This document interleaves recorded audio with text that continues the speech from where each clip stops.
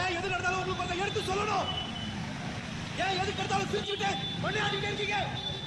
நம்மளால வச்சு செய்யறாங்க இல்ல, அப்படியே எந்த சூடு சொன்ன இல்லாம சாதிச்சுட்டு இருக்கீங்க. யாரும் நீங்க சொல்ல வேண்டாம், எனக்கே நல்லா தெரியும். பயம் நம்ம எல்லாத்தையும் பயப்படுத்தி வச்சிருக்கானுங்க. காலகாலமா பரம்பரை பரம்பரையா அப்படியே அடிமையாவே இருந்து பழகிட்டோம். இப்ப திடீர்னு மாற சொல்ல எப்படி மாற முடியும்? நம்ம என்ன துப்பாக்கி எடுத்துட்டு போய் சண்டை பண்ண சுதந்திரம் வாங்கணும்? காந்தி தாத்தாக்கு நல்லா தெரியும், யோசிச்சிருப்பாருல. ஏய் வாங்கடா, ஆயுதம் எடுத்துட்டு போய் சண்டை போட்டு சுதந்திரம் வாங்கலாம். எவனும் வந்திருக்க மாட்டீங்க. நடக்கலாம், உட்காரலாம், அடி வாங்கலாம், மிதி வாங்கலாம், சாப்பிடாம இருக்கலாம். இந்த கோழைகளுக்கெல்லாம் இப்படி சுதந்திரம் வாங்கி தர முடியும் அவருக்கு அப்பவே தெரிஞ்சு போச்சு. அன்னில இருந்து இன்னைக்கு வரைக்கும் நம்ம மாறவே இல்லையே. மிஞ்சி போனா என்ன பண்ணுவோம்?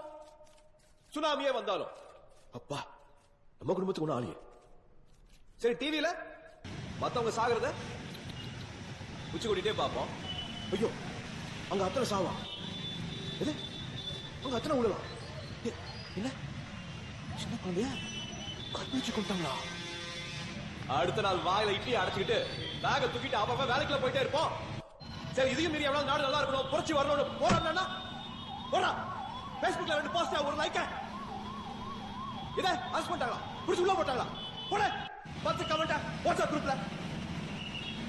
இதை தவிர வேற ஏதாவது செஞ்சிருக்கிறோமா? இதெல்லாம் சொல்ல நீ யாரு? உனக்கு மட்டும் என்ன உரிமை இருக்கு கேக்குறீங்களா? எல்லா உரிமையும் இருக்கு.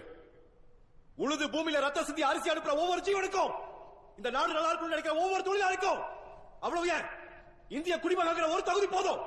எல்லாத்தையும் தட்டி கேட்கிற உரிமை இருக்கு.